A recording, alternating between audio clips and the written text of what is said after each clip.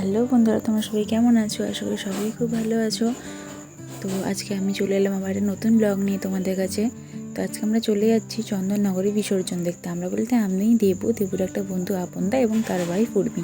তো হাওড়া থেকে আমরা ট্রেনে উঠে পড়েছি। 6:35 ট্রেনটা আমরা ধরেছিলাম।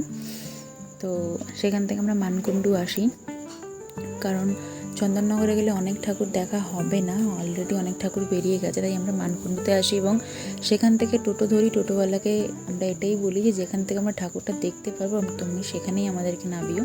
তো উনি সেখানেই আমাদেরকে নামিয়েছিলেন, স্ট্যান্ড রোডের আগে। স্ট্যান্ড রোড অবধি যেহেতু যাবে না, তো সেখান থেকেই আমরা ঠাকুর দেখা শুরু করি। প্রচুর প্রচুর প্রচুর ঠাকুর দেখেছি, প্রচুর লাইটিং। আর আমরা তো সকলেই জানি চন্দননগরের লাইটিংটা ফেমাস, আমরা সকলেই সেটা খুব ভালো করে জানি। তো আমি প্রথম বছর গেলাম, বিয়ের পরের বছর গিয়েছিলাম, ওটা ঠাকুর দেখতে গেছিলাম। তাও এত ঠাকুর দেখতে পারিনি যতটা আমরা বিসর্জনে গিয়ে দেখলাম। আমার বিশাল ভালো লেগেছে এবং আমরা চারজনে বিশাল আনন্দ করেছি। প্রচুর ঠাকুর দেখেছি, বড় বড় ঠাকুর, মানে বিশাল বড় বড়, মানে আমাদের ধারণার থেকেও বড়, এতটাই বড় ঠাকুর। আমরা ভাবছি যে কি করে ঠাকুরগুলোকে তুলেছে গাড়িতে, এতটাই বড় বড় ঠাকুর। যারা যাও তারা তো জানেই, যেহেতু এটা আমার প্রথম যাওয়া, হয়তো আমার এক্সপিরিয়েন্সটাও এটা, আমি ওটাই তোমাদের কাছে শেয়ারটা করছি। আর লাইটিংগুলো তো মানে আর বলাই যাবে না, এক আলাদা ধরনেরই, মানে দারুণ ব্যাপার লাইটিংয়ের। এক একটা মায়ের সাজ মানে আলাদাই চমক দিচ্ছে, মুখ থেকে শুরু করে তার সাজসজ্জা, তার ওই চারপাশে যেগুলো থাকে শোলার, সেইগুলো সাজানো, আলাদাই সাজ প্রতিটা মায়ের, এবং এত সুন্দর লাগছে। কিন্তু প্রচুর ভিড়, প্রচুর, মানে আমরা ওই ভিড়ভাট্টার মধ্যে দাঁড়িয়ে কী করে যে ভিডিও করেছি, তাও অনেকগুলো ভিডিও ক্লিপ করতে পারিনি, প্রচুর ভিড় ছিল। সেই কারণে আমার মনে হয় যে ঠাকুর দেখতে যাওয়ার থেকে ভালো এই বিসর্জনের দিনকে গেলে প্রচুর ঠাকুর দেখতে পাওয়া যাবে। কারণ ঠাকুর দেখতে গেলে তো প্রচুর হাঁটতে হয়, আর অনেকগুলো এরকম ঠাকুর হয়তো দেখাও যাবে না। কিন্তু বিসর্জনের দিন গেলে প্রচুর প্রচুর প্রচুর ঠাকুর তোমরা দেখতে পারবে। যারা যাওনি চন্দননগর কখনো, তারা আমার এই ভিডিওটা দেখে বুঝতে পারবে যে কতটা মানে সেখানে আনন্দটা হয়, এই ফেস্টিভটা কত বড়। আমরা তো সকলেই জানি চন্দননগরে জগদ্ধাত্রী পুজো ফেমাস। যারা যেতে পারো না তারা তো ঘরে বসেই দেখতে পারো। তাই আমার ব্লগের দ্বারাও আশা করি তাদের কাছে পৌঁছে যাবে। তোমরা যাদের ভালো লাগবে তারা অবশ্যই এটা লাইক করে দিও এবং সাবস্ক্রাইব করে দিও এবং শেয়ারও করে দিও, তাতে আমারও খুব ভালো লাগবে। আর কি ঠাকুরগুলোকে খালি তোমরা দেখো, ইনি হচ্ছে বুড়িমা, পেছনে লেখা ছিল দেখেছো, এই যে বুড়িমা। মানে ঠাকুরগুলোকে দেখলে মানে চোখ সরাতে পারবে না। আর পুরোটা রাস্তা জুড়ে দেখো লাইটে লাইট ভর্তি, গাড়িতে ভর্তি, এবং লোকজন কত তোমরা দেখেই সেটা বুঝতে পারছো যে ওই দিন মানে বিসর্জনের অবস্থাটা কী। এই যে ইনি হচ্ছে বুড়িমা, এনার শ্বাসটা দেখো কত সুন্দর। এটা হচ্ছে লালবাগানের ঠাকুর, এনারও শ্বাসটা কি সুন্দর দেখো, সাদার উপর, মানে অতুলনীয়, মানে ধারণার বাইরে, এত সুন্দর। এখানে যে প্যারাশুটটা, ওটা আমি অনেকক্ষণ ধরে দেখছিলাম। তারপরে অপনদা বললো যে ওটা একটা জন ধরে রয়েছে, তো এসে দেখলাম তাই একটা দাদা ধরে রয়েছে সুতো দিয়ে। তো আমরা অনেকক্ষণ ধরে যেটা দেখছিলাম, যেটা কী, সেটাকে আমরা ভেবেছিলাম আমাদের ড্রোন, কিন্তু পরে শুনলাম যে না, ওটা প্যারাশুট হচ্ছে। তো ওখান থেকে আমরা আস্তে আস্তে করে এগিয়ে যাচ্ছি স্ট্যান্ড রোডের দিকে, এবং একটা বিরাট ঠাকুর দেখে যাচ্ছি। ব্যান্ড পার্টি, লাইটিং, রাস্তায় ভিড়, লোকজন, হাসি ঠাট্টা, সমস্ত কিছু করে বিসর্জনের দিনটা আমরা ভীষণ ভালোভাবে কাটিয়েছি। সারাটা সন্ধে আমি প্রতি বছরই আসবো, কিন্তু বিসর্জনের দিনই আসবো। আমি একদম নিজেকে ধাতস্থ করে নিয়েছি, আমার এতটাই ভালো লেগেছে।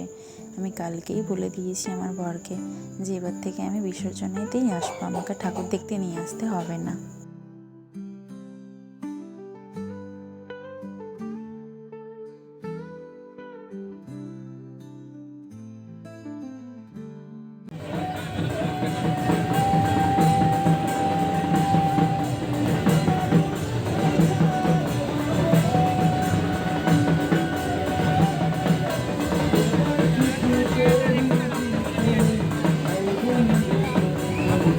এই লাইটিংটা দেখো কি সুন্দর।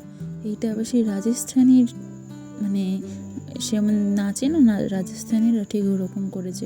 ফটক গোড়ার আবার খুব সুন্দর না? কি সুন্দর সুন্দর সব লাইটিংগুলো। এটা আবার মেয়েটা জিমন্যাস্টিকের আছে লাইটিং। মানে বাচ্চাদেরকে নিয়ে গেলে কিন্তু তারা ভীষণ আনন্দ পাবে। নানান এই পাখি, বাঘ, এই যে এইটা একটা বাঘ, এই বাঘের উপরে একটা খাঁচা ছিল, খাঁচাটার মধ্যে একটা পাখি আছে, তার উপরে আর একটা খাঁচা আছে, তার ভেতরেও আবার পাখি আছে। মানে লাইটেরই, সত্যিকারের না, বেশ পাখির সাউন্ডটাও দিয়েছে, মনে হবে যেন সত্যিকার এই পাখি ডাকছে। মানে বাচ্চাদের জন্য এটা খুব আনন্দকর।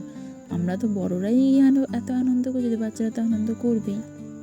এদিকে এইটা একটা ঠাকুর পালপাড়া লেখা, তারা আবার সেই রেজার লাইট করেছে। মানে দারুণ দারুণ ব্যাপার সব। এই মাটাকে দেখো কি সুন্দর, উপরে কারুকার্য করা সোলার,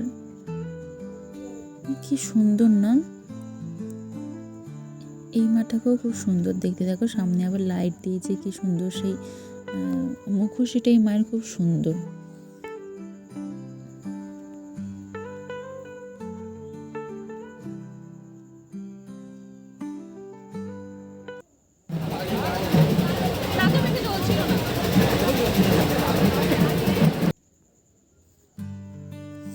এবার স্ট্যান্ড রোডের দিকে যত আসছি তত তো একটার পর একটা দেখতেই পাচ্ছি ঠাকুর, লাইট।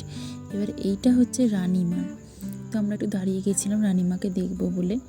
আমাদের সকলেই জানি যে রানীমাও খুব ফেমাস চন্দননগরের পুজোতে। তো রানীমা আসছিল, তখন প্রচুর ভিড় হয়েছিল সেইখানটা। মানে ধাক্কাধুক্কি এমন হচ্ছিল যে পড়ে যাওয়ার সিচুয়েশান চলে আসছিল, কিন্তু তার মধ্যেই যে কোনো রকমের দাঁড়িয়েছিলাম খুব সাবধানে। রানীমা আসছে, একবার তাকেও তো দর্শন করব। ফোনে এত দেখেছি, সবাই ভিডিও করেছে, যারা ঘুরতে গেছে দেখেছে, ইনস্টাগ্রামে তো মানে দেখেই যাচ্ছি, সামনে থেকেও তো দেখতে ইচ্ছা করে, তাই না? তাই ওই ভিড়ের মধ্যেই দাঁড়িয়ে গেলাম শুধু রানীমাকে দেখবো বলে। দেখো কি সুন্দরী না লাগছে। রানীমা তো একদম রানীমা, পুরো রানী একেবারে। মুখশ্রীটা খালি তোমরা দেখো, এবং সাজ পোশাকটাও দেখো, মানে ধারণার বাইরে। রানীমা বলে কথা, তো একদম রানীরই সাজ। এই জন্যেই হয়তো সে রানীমা, তার নামটা রানীমা। কি সুন্দর দেখতে বলো। পরের বছর আবার যাব আমরা। এই যে তারপরে একটু পেট পুজো করতে হবে, যেহেতু সন্ধেবেলা বেরিয়েছি, কিছু খেয়ে বেরোয়নি, তাই এই দাদার দোকানে চলে এলাম। আমি খেলাম চাউমিন, উর্মি খেলো বিরিয়ানি। চাউমিন আর বিরিয়ানি নেওয়া হয়েছিল, আর কিছু নেওয়া হয়নি, কিন্তু খুবই ভালো দাদাটার দোকানের খাবার দাবার।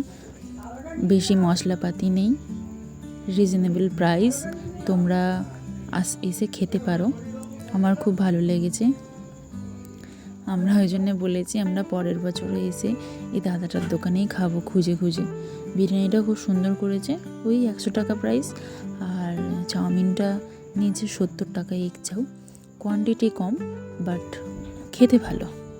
এই মাটাকে দেখো কি সুন্দর না, শঙ্খ ফঙ্খ দিয়ে সামনেটা দেখো কি সুন্দর। চলো তাহলে আজকে এখানেই রইল। এই বছরের জন্য চন্দননগরের সঙ্গে টাটা। আবার পরের বছর দেখা হবে চন্দননগরের সাথে, কিন্তু তোমাদের সাথে এর পরে পরে দেখা হবে। এই 1 বছরে অনেকবার তোমাদের সাথে দেখা হবে, তাই তোমাদেরকে বলবো না যে 1 বছর পর দেখা হবে। চন্দননগরের সাথে 1 বছর দেখা হবে। আমরা যে ট্রেনটায় উঠেছি, ট্রেনটা দেখো প্রথমে ভিড় ছিল, তারপরে আস্তে আস্তে পুরো ফাঁকা হয়ে গেছে। এই বগিতে আমরা 4 জনই খালি ছিলাম। তাহলে চলো টাটা, দেখা হচ্ছে আবার নতুন ব্লগে। ভালো লাগলে একটা লাইক করে দিও এবং কমেন্ট করে অবশ্যই জানিও কেমন হয়েছে। টাটা।